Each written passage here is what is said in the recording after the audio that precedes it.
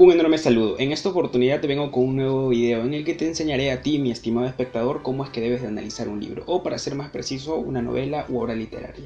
Entonces, antes de iniciar es necesario que entiendas que existen tres niveles de análisis, o también son conocidos como tipos de lectura. Entonces, estos tipos de lectura, estos niveles de análisis nos van a permitir ingresar a las diversas dimensiones que tiene la novela que leeremos.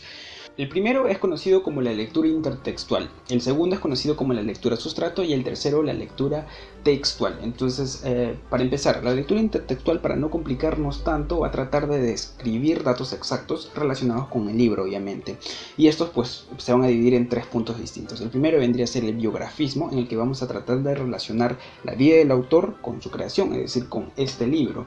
Y aquí pues vamos a ver datos como si fue militar, si tuvo hijos, si percibió cierta violencia dentro de su entorno familiar o cosas parecidas a eso. Entonces son testimonios que nos van a permitir entender cuál es el mensaje que el autor trata de enviarnos, o también nos va a permitir tener una perspectiva más amplia del porqué de este libro, ¿no?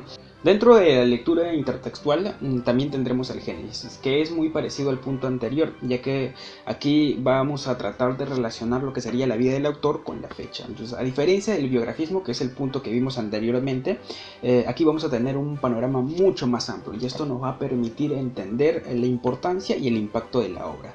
Por último tendremos al positivismo. Aquí obtendremos datos exactos, datos precisos de lo que sería el clima, la geografía, a los márgenes de los territorios e incluso las razas que se van a desenvolver dentro de la historia. Entonces, lo importante es que esto nos va a permitir entender, o mejor dicho, esto nos va a permitir conocer a qué clase de público o población el autor trata de dirigirse.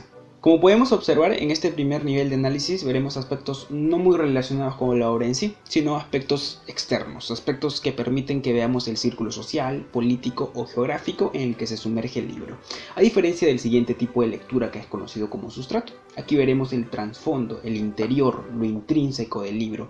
Existen dos puntos: el psicoanalítico, que estudia el nivel íntimo de los personajes de forma individual, es decir, si tal personaje es egoísta o si tal otro es manipulador, y el nivel sociológico, que también estudia los personajes pero como un conjunto o una sociedad.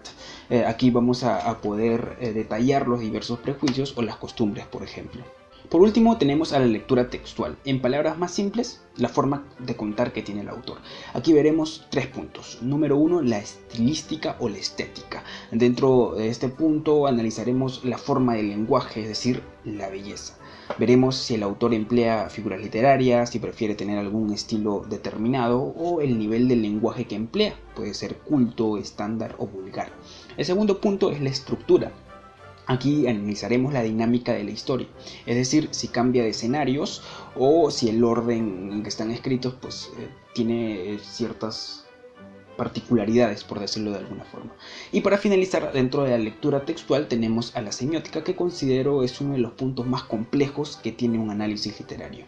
Aquí veremos el signo y el símbolo lingüístico. Esto está relacionado con las metáforas, mensajes ocultos o mensajes ambiguos, para ser más precisos, que envíe el autor, o las diferentes interpretaciones que se tienen al respecto, ¿no? Hasta ese punto.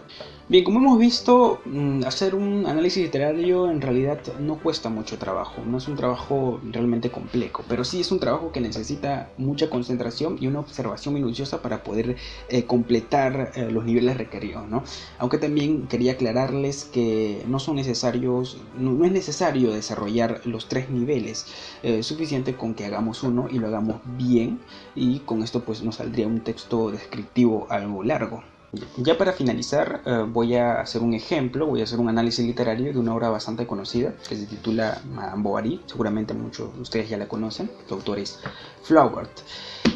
Voy a ser bastante breve, así que voy a obviar ciertas partes, ciertos acontecimientos. Bien. Iniciaremos por el nivel intertextual. Dentro del nivel intertextual, como ya les había explicado, tenemos al biografismo. Entonces, en el biografismo podría decir que Flaubert nació en una familia relativamente burguesa. Su padre fue un cirujano, y esto explicaría la cercanía que él tuvo con esta clase, ¿no?, que tanto critica en su novela. Bien, dentro del Génesis podemos observar a un país en proceso de quiebre con el romanticismo. Entonces, por lo tanto, va a haber una cercanía a los ideales reales o a los ideales relacionados con lo objetivo. para ser más exactos. Y esto pues tal vez explicaría el estilo que va a emplear Flaubert en su novela. Y por último, en el punto del positivismo, nos encontramos ante una Francia de 1856 más o menos, que es la etapa de publicación de esta novela precisamente. Y aquí pues vamos a observar enormes campos verdes llenos de animales, etcétera, etcétera. Y esto pues también explicaría la relación que existe, o la constante relación que existe entre la gente de ciudad y la gente de pueblo. Bien, pasando ya al nivel sustrato, de acuerdo con la lectura psicoanalítica, la protagonista es algo apasionada y esto le llevará a cometer imprudencias desastrosas. Y de acuerdo con la lectura sociológica, notamos un ensimismamiento global. Una de las consecuencias sería que la sociedad es algo indiferente a la miseria ajena.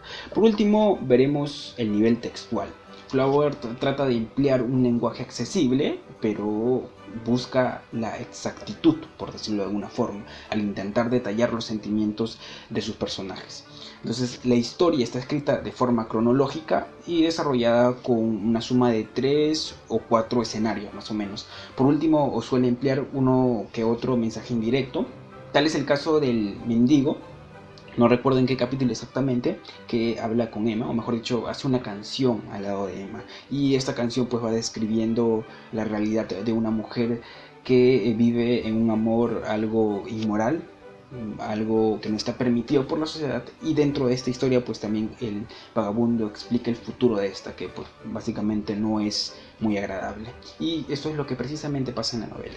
Pues bien, eso ha sido todo. Espero que el video haya sido de su agrado y sobre todo que haya sido útil para ustedes.